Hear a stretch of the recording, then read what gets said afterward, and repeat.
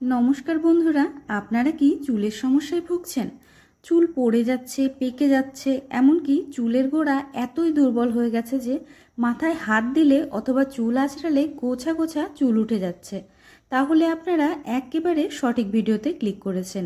আজকের ভিডিওতে আমি একদম ঘরোয়া পদ্ধতিতে ভেষজ উপাদানে তৈরি 100% কার্যকারী হেয়ার অয়েলের আপনাদের একটা রেসিপি তৈরি করে দেখাবো। এই তেলের নিয়মিত ব্যবহারে চুল হয়ে উঠবে উজ্জ্বল, কালো ঘন, মসৃণ এবং নতুন চুল গজানোও কিন্তু শুরু হবে। তাহলে চলুন আর দেরি না করে এই ভিডিওটা শুরু করি। বন্ধুরা, ভিডিওটা শুরু করার আগে আপনাদের কাছে অনুরোধ করব ভিডিওটাকে স্কিপ না করে প্রথম থেকে শেষ পর্যন্ত দেখার জন্য। তবে চলুন 100% কার্যকারী এই ভেষজ উপাদানে তৈরি হেয়ার অয়েলটি আমরা কি উপাদান দিয়ে তৈরি করব সেটা আগে দেখে নিই।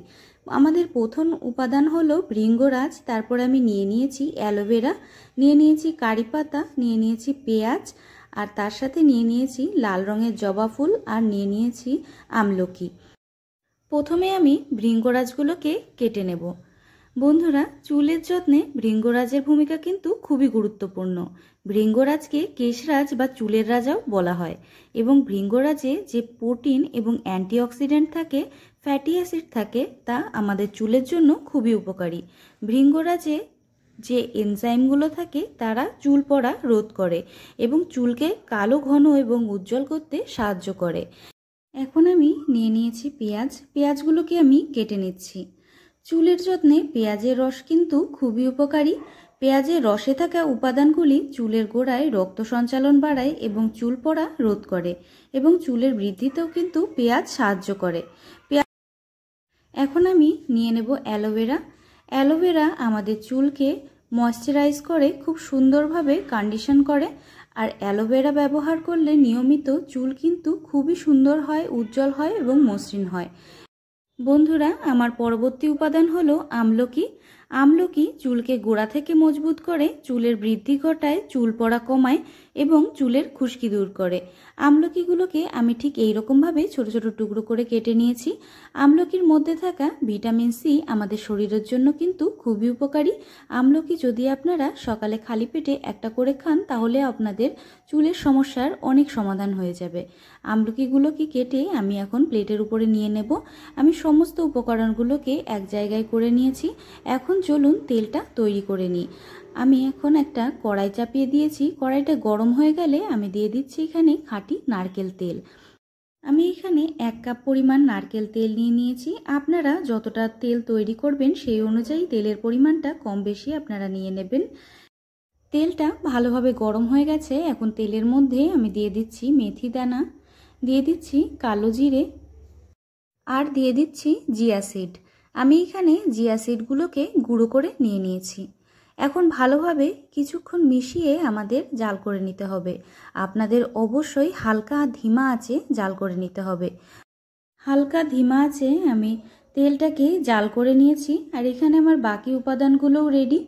এখন আমি এক এক করে এই উপাদানগুলোকে দিয়ে দেব। প্রথমে আমি দিয়ে দিয়েছি কারি পাতা, এখন দিয়ে দিয়েছি জবা ফুল।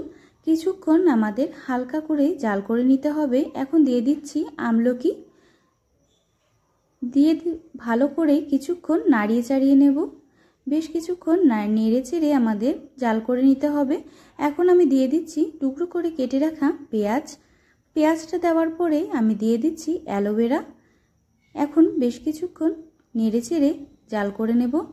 বেশ কিছুটা সময় নিয়ে আপনাদের জাল করে নিতে হবে, তবে দেখতে হবে অতিরিক্ত জাল যেন না ওঠে, তাহলে কিন্তু উপাদানগুলো একবারে পুড়ে যাবে আর তেলটা কিন্তু ভালোভাবে তৈরি হবে না।